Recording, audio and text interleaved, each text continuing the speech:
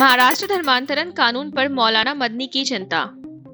जमीयत उलमा ए हिंद के अध्यक्ष मौलाना महमूद असद मदनी ने Maharashtra freedom of religion act 2026 पर चिंता जताते हुए कहा कि इसके कुछ प्रावधान धार्मिक स्वतंत्रता, निजता और अनुच्छेद 25 के अधिकारों को प्रभावित कर सकते हैं। उन्होंने कहा कि जबरन या धोखे से धर्मांतरण रोकने पर आपत्ति नहीं है, लेकिन कानून का इस्तेमाल किसी समुदाय को निशाना बनाने या शांतिपूर्ण धार्मिक प्रचार समेत करने के लिए नहीं होना चाहिए। जैनजी तक पहुंच बढ़ाएगी बीजेपी, बनाई स्पेशल टीम। जैनजी से जुड़ाव बढ़ाने के लिए बीजेपी ने एक विशेष टीम बनाई है। इसमें नितिन नवीन, स्मृति ईरानी, विनोद तावड़े, हर्ष सांघवी और ओपी चौधरी समेत कई नेता शामिल हैं। टीम युवाओं से सीधे संवाद कर उनकी समस्याएं और अपेक्षाएं समझेंगी और पार्टी की नीतियों से जोड़ने के लिए आउटरीच कार्यक्रम चलाएंगी। वहीं बीजेपी की आगामी बैठक में पीएम मोदी संगठन और चुनावी रणनीति पर नेताओं को दिशा निर्देश दे सकते हैं। अखिलेश बोले, जैकेट मिली तो पत्रकार को दे दूंगा। सपा प्रमुख अखिलेश यादव ने कहा कि उन्हें अब तक बुलेट प्रूफ जैकेट नहीं मिली है और मिलने पर वह पत्रकार को दे देंगे। यूपी सरकार 44 नेताओं को जैकेट देने की तैयारी कर रही है। अखिलेश ने बीजेपी पर तंज कसते हुए कहा कि परिवारवाद के कुछ फायदे भी होते हैं। उन्होंने जयंत चौधरी को सम्मान देने की मांग की और अपने गठबंधन में बदलाव से इनकार किया। नोएडा में महाजन इमेजिंग एंड लैब्स की नई ब्रांच शुरू। नोएडा में महाजन इमेजिंग एंड लैब्स की नई अत्याधुनिक डायग्नोस्टिक सेंटर का उद्घाटन रक्षा मंत्री राजनाथ सिंह ने किया।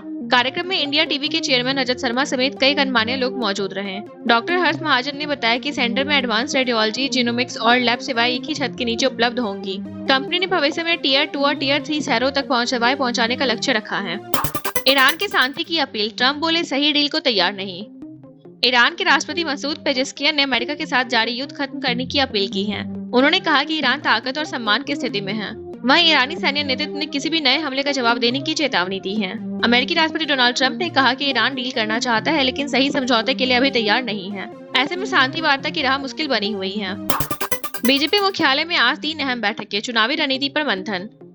बीजेपी मुख्यालय में शनिवार को 3 अहम बैठकें होंगी। पहली बैठक में नितिन नवीन की नई राष्ट्रीय टीम के पदाधिकारियों का परिचय होगा। दूसरी बैठक में पीएम मोदी के मुख्यमंत्री और प्रधानमंत्री के रूप में 25 साल पूरे होने पर प्रस्तावित मोदी @25 कार्यक्रम की तैयारियों पर चर्चा होगी।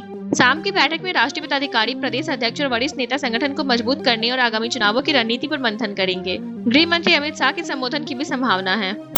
बीजेपी की बड़ी बैठकें, शाम को नए पदाधिकारियों से मिलेंगे पीएम मोदी। दिल्ली स्थित बीजेपी मुख्यालय में शनिवार को 3 अहम बैठकें हो रही हैं। पहली बैठक में नितिन नवीन की नई राष्ट्रीय टीम के पदाधिकारियों का परिचय हुआ। दूसरी बैठक में मोदी @25 कार्यक्रम की तैयारियों पर चर्चा होगी। शाम 6 बजे संगठन और चुनावी रणनीति पर मंथन होगा, जबकि शाम 7 बजे प्रधानमंत्री नरेंद्र मोदी नए पदाधिकारियों से मुलाकात कर सकते हैं। बैठक में अमित शाह के संबोधन की भी संभावना है। कांग्रेस छोड़ने पर बोले सयान मसूद, बीजेपी को हराना सबसे बड़ा लक्ष्य। कांग्रेस छोड़कर समाजवादी पार्टी में शामिल हुए सयान मसूद ने कहा कि 2027 में बीजेपी को रोकना उनकी सबसे बड़ी प्राथमिकता है। उन्होंने अखिलेश यादव के नेतृत्व पर भरोसा जताते हुए कहा कि फिलहाल यूपी में बीजेपी को चुनौती देने के लिए सपा सबसे मजबूत विकल्प है। सयान ने साफ किया कि उनकी लड़ाई किसी पद या टिकट के लिए नहीं है। हालांकि उन्होंने संकेत दिया कि पार्टी जिम्मेदारी देती है तो विधानसभा चुनाव भी लड़ सकते हैं। हाफिज सईद को कोर्ट का समन भेजेगा भारत, विदेश मंत्रालय की मदद से होगी कार्रवाई। पहलगाम आतंकी हमले के आरोपी हाफिज सईद को एनआईए विदेश मंत्रालय के जरिए पाकिस्तान में कोर्ट का समन भेजेगी। जम्मू की एनआईए कोर्ट उसके खिलाफ गैर जमानती वारंट जारी कर चुकी है। सईद की गैर मौजूदगी में बीएनएसएस की धारा 365 के तहत ट्रायल शुरू किया जा सकता है। वहीं पाकिस्तान के मंत्री एहसान इकबाल ने भारत पर सिंधु जल संधि के जरिए पानी को हथियार बनाने की आशंका जताई है। जंतर मंतर पर हजारों सरवनों का प्रदर्शन, आरक्षण में बदलाव की मांग। दिल्ली में जंतर मंतर पर जनरल कैटेगरी के लोगों ने जाति आधारित आरक्षण के खिलाफ प्रदर्शन किया। प्रदर्शनकारियों ने सरकारी सहायता का आधार जाति के बजाय आर्थिक स्थिति तय करने, क्रीमी लेयर लागू करने और यूजीसी इक्विटी रेगुलेशंस में बदलाव की मांग की। उन्होंने SC/ST एक्ट में भी बदलाव की मांग उठाई। प्रदर्शनकारी आरक्षण व्यवस्था की समीक्षा चाहते हैं। पुलिस के मुताबिक प्रदर्शन की अनुमति नहीं थी, जिसके बाद कई लोगों को हिरासत में लिया गया।